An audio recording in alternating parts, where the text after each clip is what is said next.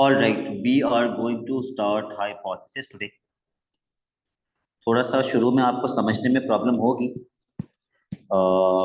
कोशिश कीजिएगा क्योंकि इसके अंदर बहुत सारी चीज़ें एक के बाद एक, तो कोशिश कीजिएगा ज़बरदस्ती चीज़ों को अपने दिमाग में बिठाने की आप कोशिश करें।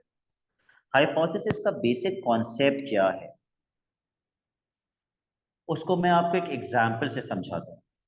Suppose I teach in a university, और मैंने यूनिवर्सिटी के अंदर फर्स्ट ईयर स्टूडेंट्स का जितना भी डेटा था, जितने भी मैंने throughout the year test लिए, पूरे साल मैंने टेस्ट लिए, और मैंने फिर उन सारे टेस्ट का मीन निकाला। मीन जैसे म्यू कहते हैं, क्योंकि मैंने पूरी पॉपुलेशन का मीन निकाला तो मैं उसको म्यू बोलूंगा। वो मीन मेरा फॉर एग्जाम्पल आया 10 मार्क्स के, सपोज कर लो मैंने टेस्ट दिए थ्रू आउट, और वो मीन आया मेरा 6.8, और स्टैंडर्ड डिविएशन 1.2। लेकिन एक बच्चे ने मेरे इस मीन को क्वेश्चन कर दिया। उस बच्चे ने बोला कि सर आपका मीन गलत है। उस बच्चे ने क्या किया, उस बच्चे ने थोड़े से बच्चों का, मैंने तो पूरी सारी पॉपुलेशन का मीन निकाला ना, उसने क्या किया, सिर्फ अपने फ्रेंड से पूछा कि यार तुम लोग का कितना कितने मार्क्स आए थे, और छोटे से थोड़े से फ्रेंड से पूछकर एक छोटा सा सैंपल लेकर उसका मीन निकाला, सैंपल का मीन निकाला, और बोला सर आपका तो मीन आ रहा है 5.9, आप तो फजूल में कह रहे हैं 6.8। इतना अच्छा तो आपने पढ़ाया ही नहीं, आपने उतना अच्छा पढ़ाया कि बच्चों का एवरेज बना 5.9। ही क्वेश्चनड माय मीन। तो अब हम टेस्टिंग करेंगे। अब मैं टेस्ट कैरी आउट करूंगा कि भाई मेरा मीन सही है या उसका मीन सही है, या फिर हो सकता है वो मैनेजमेंट के पास चला जाए और वो मैनेजमेंट से बोले कि भाई सर का मीन तो 5.9 आ रहा था, और मैनेजमेंट अब टेस्टिंग करेगी कि कौन सही है, मैं सही हूं या वो स्टूडेंट सही है। तो उस टेस्टिंग को कैसे करते हैं? सबसे पहली चीज, ये जो बच्चा क्लेम कर रहे हैं कि मीन इतना होना चाहिए, इस मीन को कहते हैं test statistic. This mean is called test statistic. Testing start कैसे होती है? टेस्टिंग स्टार्ट करने के लिए हम सबसे पहले हाइपोथेसिस करते हैं। अब हाइपोथेसिस कैसे करते हैं? हम लिखते हैं नल हाइपोथेसिस और alternate hypothesis. H not is called null hypothesis, H1 is called alternate hypothesis.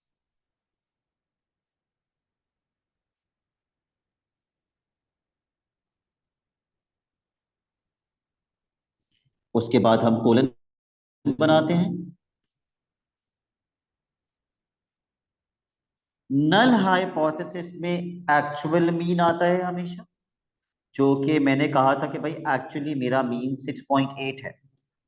ये वाला मीन तो क्वेश्चनड मीन है कि भाई सर आपका मीन इतना था, लेकिन एक्चुअली मीन कितना था? एक्चुअली मीन था 6.8।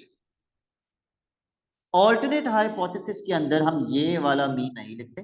We don't write this mean in the alternate hypothesis, never. हम लिखते हैं म्यू या तो लेस देन 6.8 या ग्रेटर देन 6.8। ऑल्टरनेट हाइपोथेसिस जो कि बच्चा कह रहे 5.9, लेस देन कह रहे या ग्रेटर देन कह रहे? Less than. लेस देन कह रहे, लेसर होना चाहिए, तो मैं यहाँ लेसर लगाऊंगा। तो कहने का मकसद ये है कि आप नल हाइपोथेसिस लिख रहे हो या आप ऑल्टरनेट हाइपोथेसिस लिख रहे हो, दोनों में म्यू आता है, दोनों में म्यू आता है। ठीक है, नल में हमेशा एक्चुअल मीन आएगा इक्वल्स टू के साइन के साथ, ऑल्टरनेट में या तो ग्रेटर देन साइन के साथ आएगा या लेसर देन साइन के साथ आएगा, depending upon the test statistic. It depends on the test statistic. अगली चीज, अगली चीज हमें दी हुई होगी क्वेश्चन में, सिग्निफिकेंस लेवल।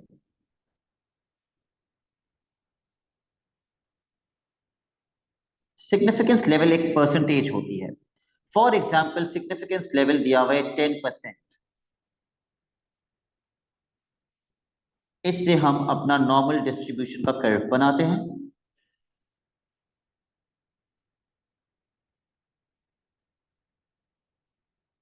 और सिग्निफिकेंस लेवल को चेक करने का तरीका थोड़ा सा ऑपोजिट होता है कॉन्फिडेंस लेवल के चेक करने के तरीके से। सिग्निफिकेंस लेवल को रिजेक्शन रीजन भी कहा जाता है या क्रिटिकल रीजन भी कहा जाता है।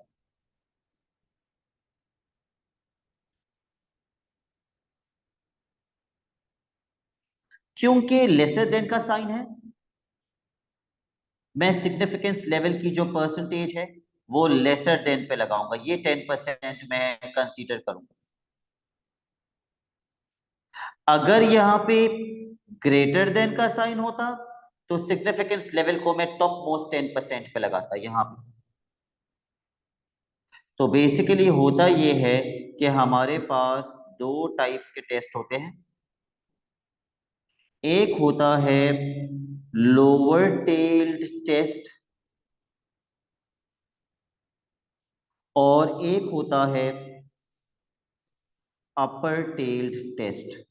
मैंने बताया ना बहुत बहुत सारी चीजें आएंगी, एक बार इसको डाइजेस्ट कर लो, आगे के लिए बहुत आसानी हो जाएगी।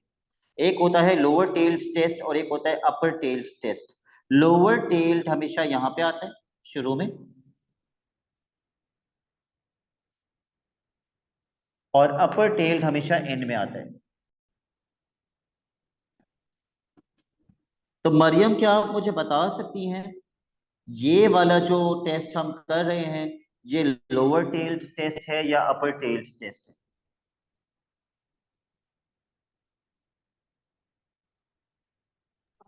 Lower tail. Lower tail test, और वो ये देख के हमें पता चलता है अगर ऑल्टरनेट हाइपोथेसिस में लेसर देन का sign, it is always going to be lower tail test. अच्छा एक और भी होता है जो बहुत रेयर पेपर में आता है, इट्स टू टेल्ड टेस्ट। ये बहुत कम टेस्ट किया जाता है, तो it is going to be a lower tailed test, यानी कि ये परसेंटेज होगी, दिस इज 10%। फिर बता दूं, इसको कहते हैं रिजेक्शन रीजन या फिर क्रिटिकल रीजन, दो नाम होते हैं इसके। सिग्निफिकेंस लेवल मुझे रिजेक्शन रीजन बताता है। Significance level tells me the rejection region, ये लास्ट का 10% है, दिस इज 10%। तो मैं इसकी प्रोबेबिलिटी नहीं निकाल सकता क्योंकि ये 0.10 है, मुझे टेबल में 0.10 पे z की वैल्यू नहीं मिल सकती। आई कांट फाइंड, क्योंकि टेबल की प्रोबेबिलिटी स्टार्ट ही 0.5 से होती है। तो मैं ये वाला रीजन देख लेता हूं, ये भी तो 10% होगा। इफ दैट इज 10%, ये भी 10% है। और अगर ये 10% है तो यहां पे अम्मार कितनी प्रोबेबिलिटी होनी चाहिए, प्रोबेबिलिटी पूछ रहा हूं। तो 0.9 ये यस, यहाँ 0.90 की प्रोबेबिलिटी होनी चाहिए, 0.90। क्या आप टेबल में चेक करके बता सकते हैं 0.90 पे z कितना आएगा?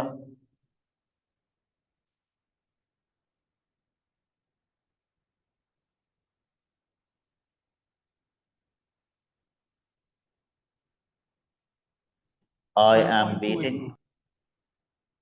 1.282। अगर यहाँ पे z 1.282 है तो यहाँ पे z कितना होगा?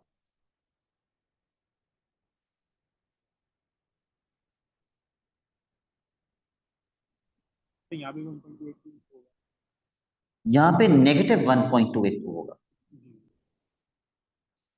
ठीक है, ये -1.282 होगा। लेफ्ट हैंड साइड पे it is going to be negative 1.282।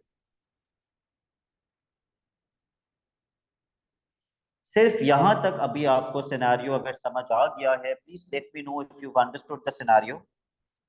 Bilal, कोई कंफ्यूजन?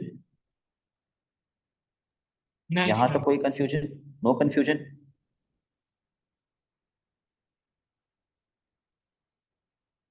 ओके, तो अब मैं आपको एक सिनेरियो दे रहा हूं, मुझे यहां तक का सब कुछ लिख के बताएंगे आप, ठीक है? अनलेस आई एम श्योर कि आपको समझ आ गया, I can not move ahead with this. I am now giving you a scenario जिसमें मैं आपसे कहता हूं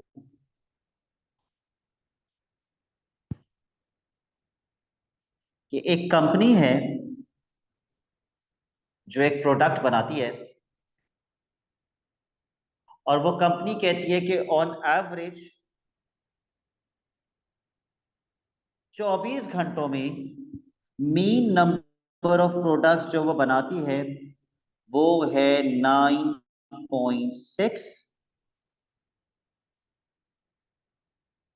लेकिन उसी कंपनी के अंदर एक वर्कर है जो कहता है कि 9.6 गलत है, कंपनी बनाती है 11 products.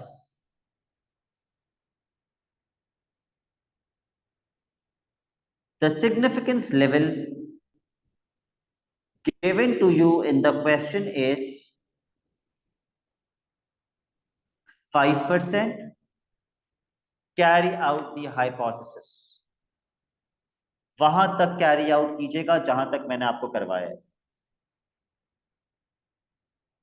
Carry out the hypothesis, take a picture of that and send it to me on WhatsApp अभी। I will give you exactly 2 minutes। Start working.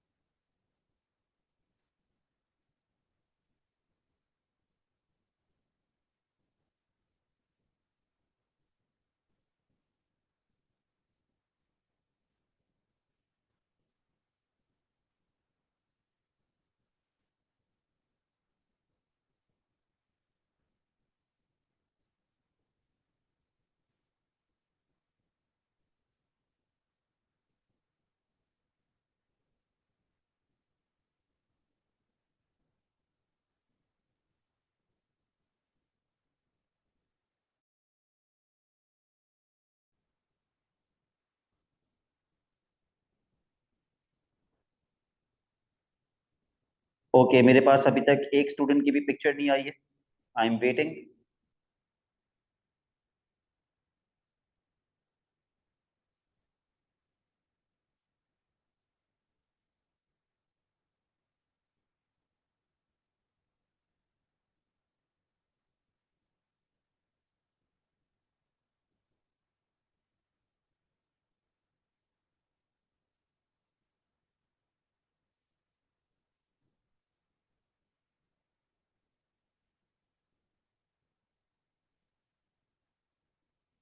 Okay, Bilal has sent me. बिल्कुल सही बिलाल। अमार का भी आ गया। Ammar has made a mistake, वो मैं अभी डिस्कस कर लेता हूँ। Mariam, you are left. इतना पेन ढूंढने गई थी ना। मिस कर दिया पेन था ढूंढने दोबारा चल क्वेश्चन। गई? ओके, तो अभी मुझे क्या करना होगा? नहीं इसके बता दें कि कौन सा लोअर ये या अपर टेल हाइपोथेसिस कौन सा अप्लाई करना है इस पे। ये एक्चुअल मीन है। ये वो मीन है जो वो बोल रहा है, किसी ने क्लेम किया है कि मीन इतना होना चाहिए। Okay. Now do the hypothesis, मैं भी अब साथ साथ ही कर लेता हूँ।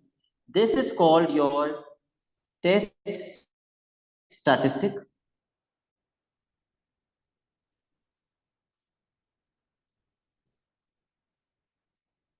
H naught, H1,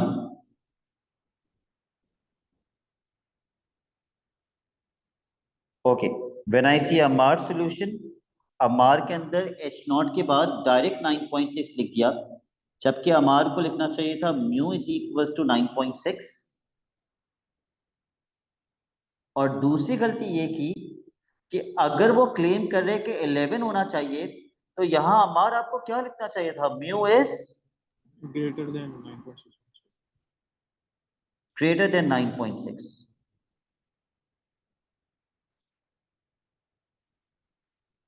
उसके बाद क्योंकि यहाँ पे ग्रेटर देन का साइन है, तो ये कौन सा टेल्ड टेस्ट है, ये लोअर टेल्ड टेस्ट है या अपर टेल्ड टेस्ट है? Okay. This is an upper tail test. Significance level को देखते हुए हम नॉर्मल डिस्ट्रीब्यूशन कर्व बनाएंगे, और हमें पता है कि ये परसेंट, दिस इज 5%। 5% का मतलब है मैं 95%, 0.95 पे जेड की वैल्यू निकालूंगा।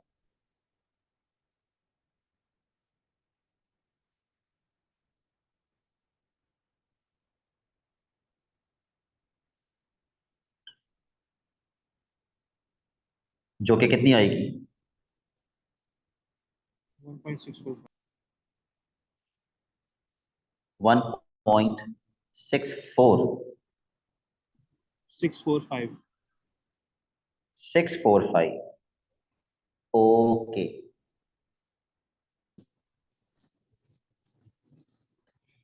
अच्छा, मैं सिग्मा देना भूल गया था यहाँ पे। सिग्मा का क्योंकि अभी तक कोई काम नहीं था। Suppose the standard deviation is 1.6 for example. तो अगला काम क्या होता है? इसको रिजेक्शन रीजन लेबल कर देना। रिजेक्शन रीजन भी कहते हैं, क्रिटिकल रीजन भी कहते हैं। Okay, now let's go one step forward. अब क्या करते हैं? अब हम z की वैल्यू निकालेंगे। We will find the value of z। The value of z जिसका फॉर्मूला क्या होता है, x minus mu upon sigma. उसके लिए मुझे पहले अपनी डिस्ट्रीब्यूशन लिखनी चाहिए, वो तब मैं आखिर में लिख रहा हूँ। लेकिन अब से मैं बता दूं, जितने भी क्वेश्चंस हम करेंगे हम सबसे पहले डिस्ट्रीब्यूशन लिखेंगे, जैसे हम पहले करते आए हैं। सबसे पहले हम डिस्ट्रीब्यूशन लिखेंगे सैंपल मीन की। What is the mu? Mu कितना है?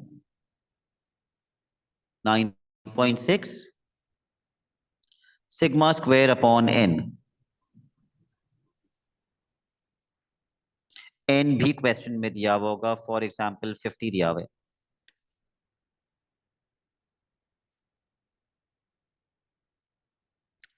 तो can anybody find the value of z? x bar minus mu upon sigma. Sir mu 11 नहीं होगा? नहीं, म्यू तो एक्चुअल मीन को कहते हैं हमार। Actual mean is 9.6। जी जी सर।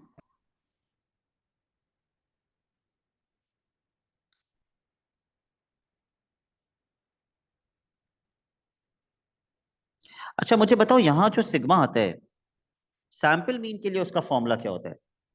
क्योंकि सैंपल मीन की डिस्ट्रीब्यूशन होती है mu comma sigma square upon N. तो यहां क्या आना चाहिए?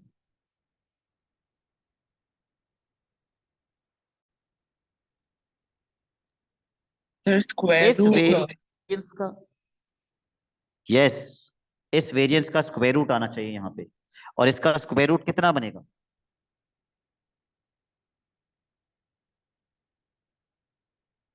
1.6 upon root 50. Square root sigma square upon N. Let's find the value of z। x bar की जगह आप लिखेंगे 11 माइनस म्यू की जगह आप लिखेंगे 9.6 upon square root 1.6 square upon 50। कितना आ रहा है z?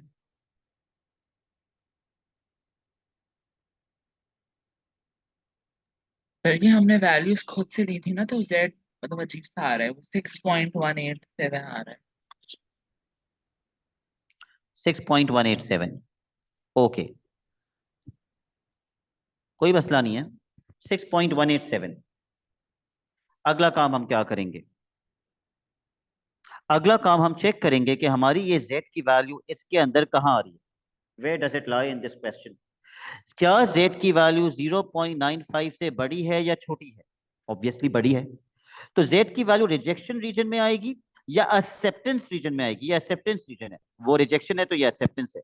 z की वैल्यू किस रीजन में आएगी मरियम, रिजेक्शन रीजन या acceptance reason?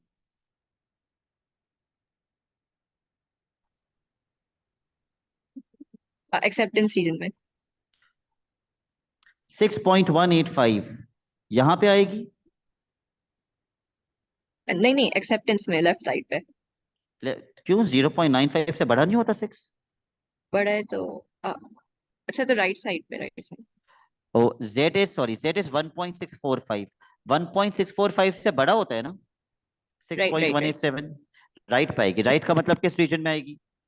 Rejection region. Rejection में। रिजेक्शन रीजन में। Because 6.187 is greater than 1.645, it will come in the rejection region. तो जब भी z की वैल्यू रिजेक्शन रीजन में आएगी, we will reject H0 हमेशा। जब भी z की वैल्यू रिजेक्शन रीजन में आएगी, we will reject H0 and we will accept H1। और यही z की वैल्यू रिजेक्शन रीजन में आने के बजाय अगर एक्सेप्टेंस रीजन में आती तो हम फिर H0 को एक्सेप्ट कर लेते और H1 को रिजेक्ट कर देते। तो इट ऑल डिपेंड्स कि आपकी z की वैल्यू किस रीजन में आ रही है। रिजेक्शन रीजन में आ रही है तो H0 को रिजेक्ट, एक्सेप्टेंस रीजन में आ रही है तो H0 को एक्सेप्ट। मतलब होता है H0 के हिसाब से। रिजेक्ट होगा भी तो H0 ही होगा, एक्सेप्ट होगा भी तो H0 ही होगा। डिपेंड्स कि z की वैल्यू रिजेक्शन रीजन में आ रही है या एक्सेप्टेंस में आ रही है। मैं फिर रिपीट कर दूं, अगर z की वैल्यू रिजेक्शन रीजन में आ रही है, रिजेक्ट H0। अगर z की वैल्यू एक्सेप्टेंस रीजन में आ रही है, एक्सेप्ट H0। तो इस बार हमने H0 को रिजेक्ट कर दिया। What is the meaning of this? अगर हमने H0 को रिजेक्ट कर लिया और H1 को एक्सेप्ट कर लिया, तो कौन सही था? कंपनी को एम्प्लॉय सही था? कौन सही था? सर जो कह रहा था कि 11 प्रोडक्ट्स। जो कह रहा था कि 11 है वो सही था। तो हमें आखिर में एक स्टेटमेंट लिखनी होती है। वो स्टेटमेंट नॉर्मली कुछ इस तरीके से स्टार्ट होती है, there is no evidence. Testing का रिजल्ट कुछ इस तरीके से होता है, there is no evidence that the mean is 9.6। There is no evidence that the mean is 9.6। या फिर आप ये भी लिख सकते थे, there is evidence, there is evidence that the mean is greater than 9.6। आप ये भी लिख सकते थे। लिखेंगे इसी के हिसाब से, और जैसे जैसे हम इसके क्वेश्चंस करते रहेंगे आपको ज्यादा आदत होती जाएगी। तो बेसिकली 3 तरीके हैं हाइपोथेसिस के। आज की क्लास में हम सिर्फ पहला वाला तरीका ही मास्टर करेंगे, क्योंकि मैं नहीं चाहता आगे आगे जाके खिचड़ी पक जाए। तो there is no evidence that the mean is 9.6, और मतलब क्योंकि मीन तो है उससे ग्रेटर आ रहे हैं, हमने H0 को रिजेक्ट कर दिया। तो let's do the first question on this. तो जो सबसे पहला क्वेश्चन हम इसका करेंगे, वो हम करेंगे एग्जाम्पल नंबर 1। और बिलाल, मैंने क्या बताया था, सबसे पहली चीज हम क्या लिखेंगे?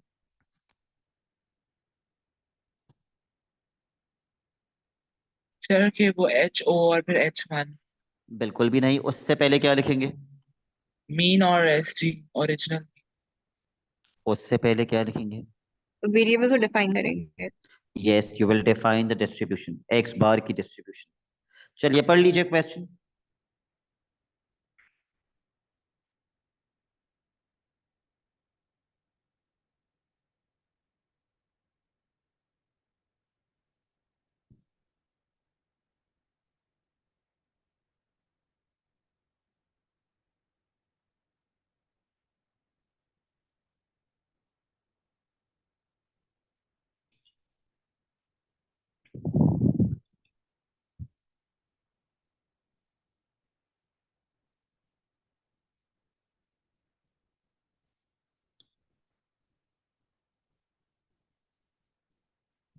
ऑलराइट अम्मार, क्या आप मुझे सैंपल मीन की डिस्ट्रीब्यूशन लिखवा सकते हैं, क्योंकि क्वेश्चन हम सैंपल मीन की डिस्ट्रीब्यूशन से ही स्टार्ट करते हैं।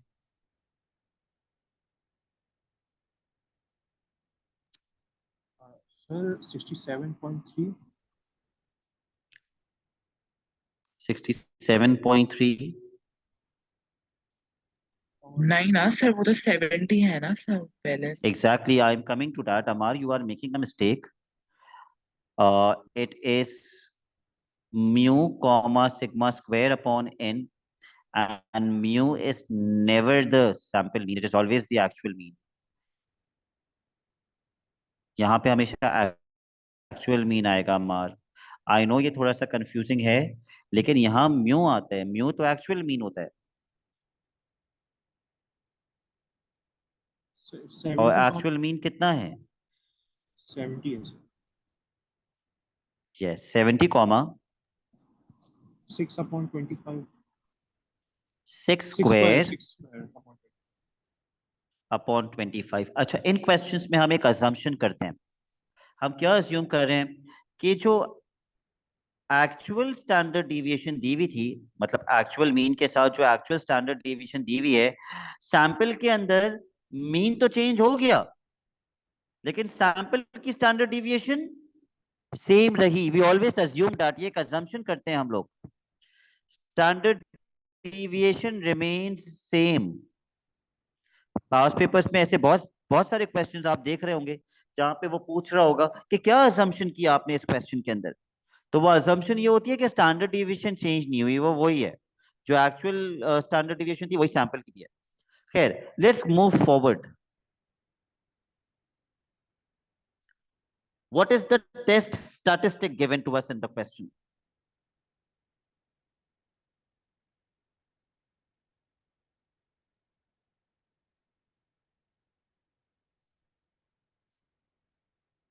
सिक्सटी 67.3। 67.3। जो क्लेम कर रहे होते हैं कि भाई इतना होना चाहिए। 67। Let's write down the hypothesis. Maryam, क्या लिखूं हाइपोथेसिस के अंदर?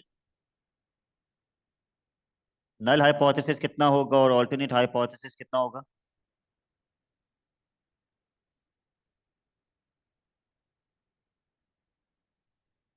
सर नल हाइपोथेसिस तो 67.3 होगा, क्यों? नल क्योंकि हाइपोथेसिस 70 होगा एंड देन ओरिजिनल तो 70 है। अच्छा ओके, और फिर नल में क्लेम तो जो है, हमेशा ओरिजिनल। यस। क्लेम होगा वो H1। ओके सही। H1 के अंदर मैं क्या लिखूंगा? Mu S.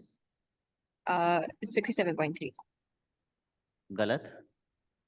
क्योंकि वो क्लेम कर रहे हैं ना 67.3 है लेकिन अब। लेकिन हम यहाँ पे तो लेस देन या ग्रेटर देन यूज करते हैं हमेशा, और यही वैल्यू आती है। ओके सही। तो तो क्या लिखेंगे मरियम? लेस देन 70 होगा। Less than 70। ठीक है, आई अंडरस्टैंड आपको थोड़ा सा टाइम लगेगा इसके अंदर टू गेट यूज टू, लेकिन करना तो है। Mu is less than 70। हमने पिछली बार भी दो एग्जांपल्स कर ली, इधर देखिए। पहली एग्जांपल सिर्फ लेस देन या ग्रेटर देन आते, ये वैल्यू यहाँ एज इट इज कॉपी होती। उससे पहले भी हमने एक किया था, ये रहा। यहां पे कभी भी टेस्ट स्टैटिस्टिक नहीं आता।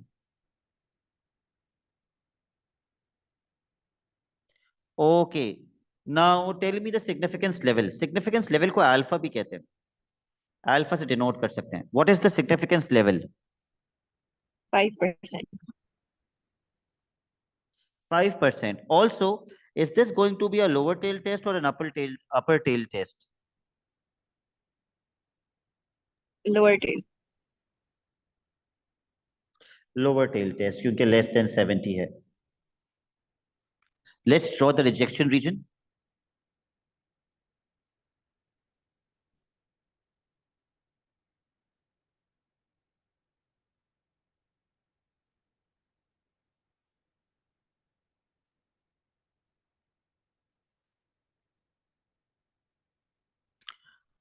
तो लोअर टेल पे मुझे लगाना है 5%। तो डायरेक्टली तो मैं नहीं निकाल सकता।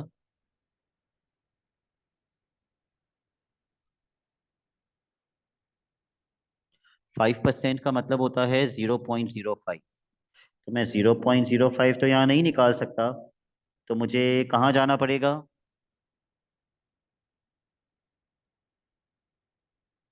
एंड में जाना पड़ेगा।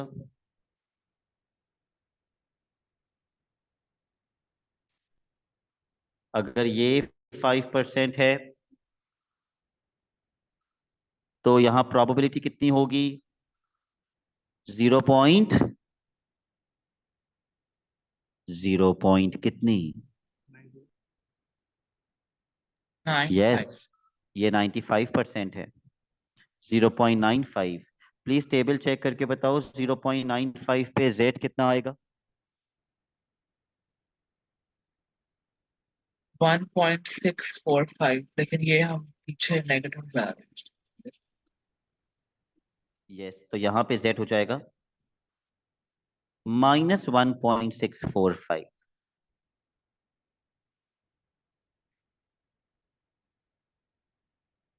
उसके बाद बिलाल क्या करते हैं? फिर z की वैल्यू हम निकालेंगे। जेड की वैल्यू निकालते हैं, correct. Let's find the value of Z. X bar minus mu upon sigma square upon N, right?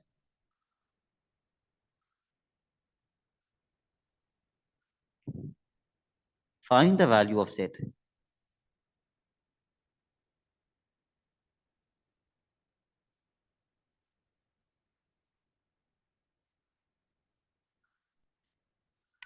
-67.3 minus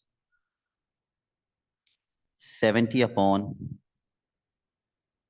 square root 6 square upon 25. Use your calculator. -2.25।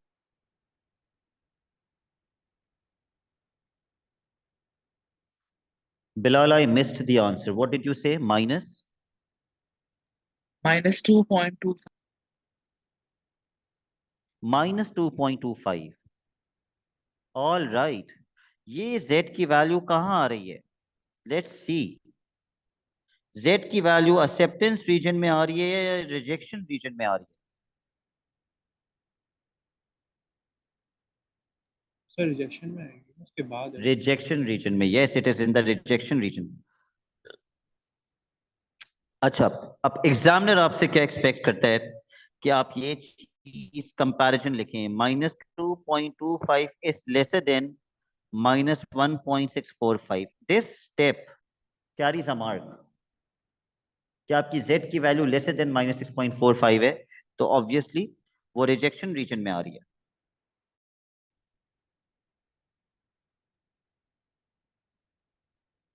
तो जब z की वैल्यू रिजेक्शन रीजन में आती है मरियम, तो हम किसे रिजेक्ट कर देते हैं और किसे एक्सेप्ट कर लेते हैं? सर H नॉट को रिजेक्ट कर देते हैं रिजेक्ट H नॉट, और accept H1 H accept. One. बिल्कुल। तो अगर हम H नॉट को रिजेक्ट कर रहे हैं तो मेरा फाइनल कंक्लूजन क्या होना चाहिए? If I am rejecting H not, I have rejected H naught and accepted H1। इस स्टेटमेंट को पढ़िए, उसने पूछा क्या था, उसके हिसाब से आंसर बताइएगा।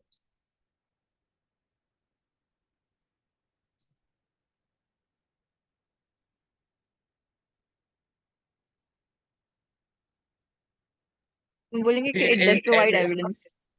There is It evidence. does provide evidence, yes, that the trainees from this country did not perform well। क्योंकि वो तो यही क्लेम कर रहा था कि भाई did not perform well, और वो सही क्लेम कर रहा था, बिल्कुल बिल्कुल सही क्लेम कर रहा था।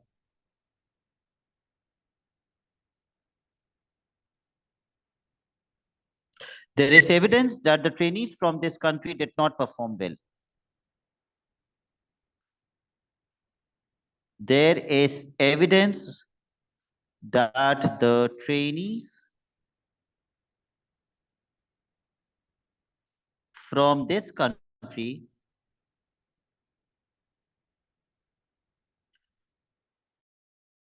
did not perform well।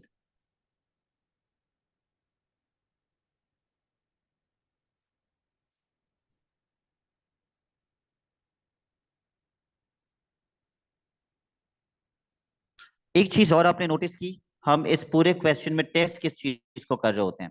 What are we testing? We are always testing the mean. हम मीन को टेस्ट कर रहे होते हैं। एक्चुअल मीन था 70, उसने बोला नहीं मीन तो 67.3 है, तो हम मीन की टेस्टिंग कर रहे हैं। Alright, we are testing the mean, याद रखिएगा। हम हाइपोथेसिस के अंदर so far we are testing the mean. Let's check another question.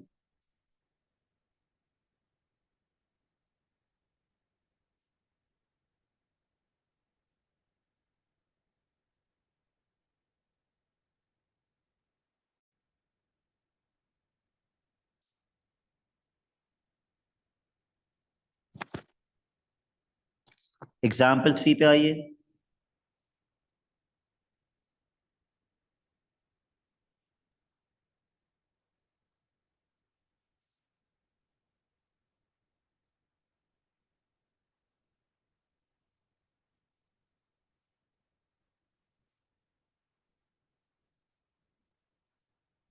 Read the question, please.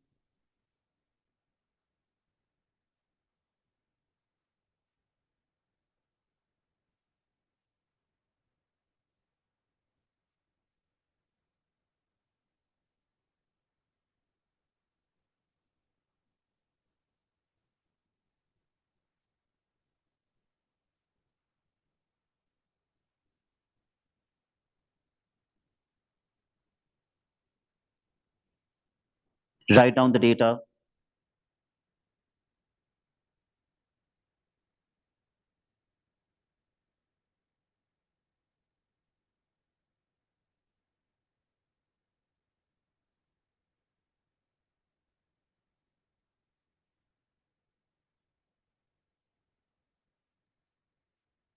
All right, Ammar, can you give me the distribution?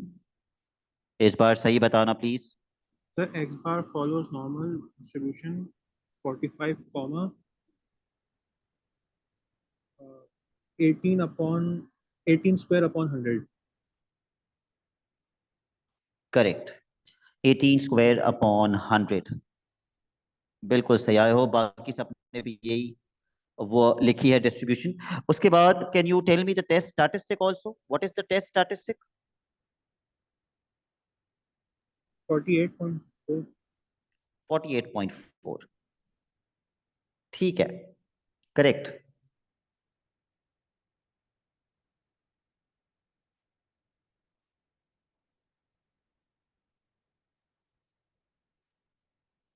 Significance level is 5%, लेकिन उसकी बात हम बाद में करेंगे। Let's write down the hypothesis first. Maryam will tell me hypothesis कैसे लिखेंगे। Sir hypothesis H0 होगा 45 और H1 होगा like mean is greater than 45. Okay, mu is equal to 45, mu is greater than 45, correct. Significance level दिया हुआ है, अच्छा greater than 45। Let's write down this is a lower tailed test, छोटा सा लिख देते हैं अपनी आसानी के लिए। सिग्निफिकेंस लेवल दिया हुआ है 5%, जल्दी से इसका डायग्राम बना लो। सर ये अपर टेल नहीं होगा? I am so sorry, upper tail test,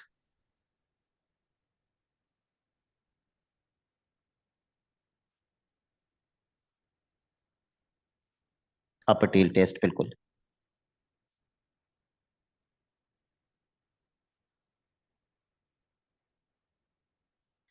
इस शेडिंग के ऊपर प्लीज रिजेक्शन रीजन लिखना मत भूलना।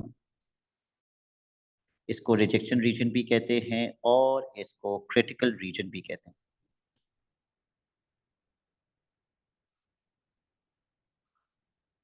सही है जी। तो ये आपका बन गया 95%। 95% का मतलब होता है 0.95, और 0.95 की वैल्यू तो बच्चों को रट जाती है। कितनी?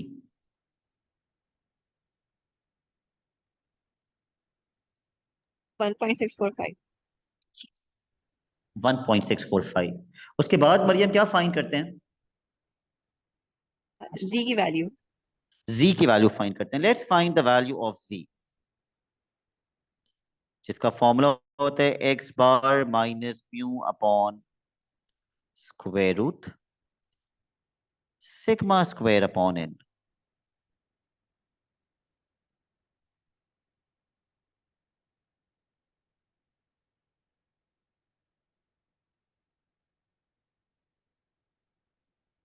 कितनी आएगी c की वैल्यू? 1.889। 1.889, ओके। किस रीजन में आ रही है ये z की वैल्यू? अच्छा सॉरी, इसके बाद कंपैरिजन करना होता है। 1.889 is greater than 1.645। किस रीजन में आ रही है ये z की वैल्यू? रिजेक्शन में या एक्सेप्टेंस में? रिजेक्शन पे। रिजेक्शन रीजन में आ रही है। It lies in the rejection region. और अगर ये रिजेक्शन रीजन में आ रही है, इसका मतलब what are we going to reject and what are we going to accept?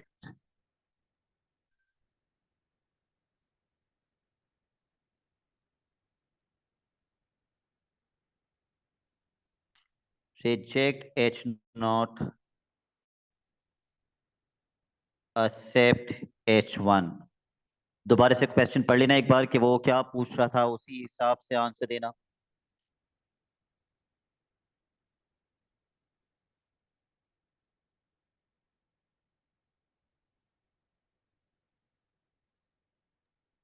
Sir, there is evidence कि वो statement incorrect. There is evidence that the management statement is incorrect, बिल्कुल।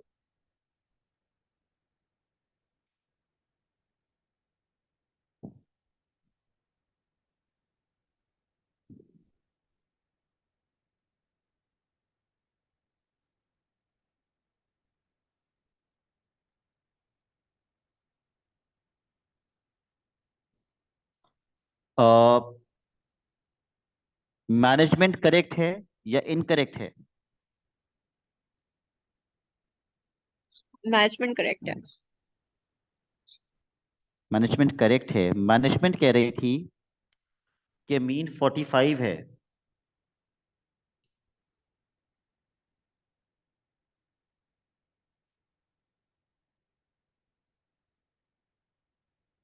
तो हम तो 45 को रिजेक्ट कर रहे हैं।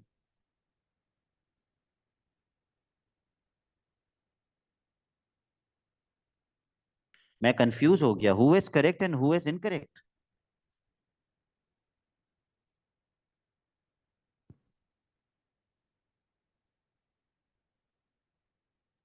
Sir, please. 45 वाला reject हो गया ना, तो there is evidence that their statement is incorrect. There क्योंकि इज management एविडेंस ने कहा था मैनेजमेंट ने कहा था कि yes 45।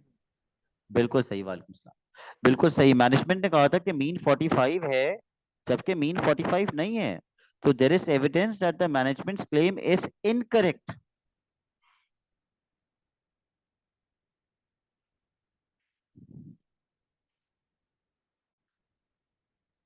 There is evidence that the management's claim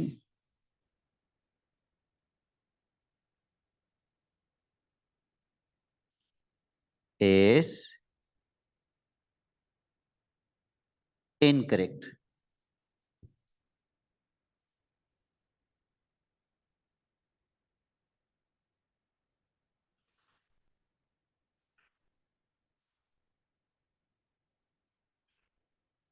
अच्छा प्लीज मार्क करो, अब कौन सा क्वेश्चन करोगे? Please mark the questions that you will do on your own.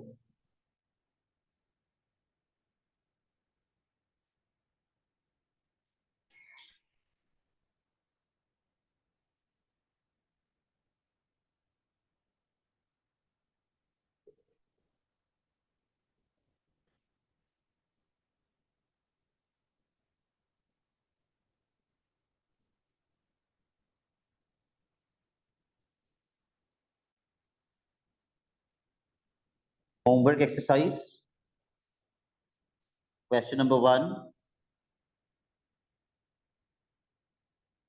part B, C, D.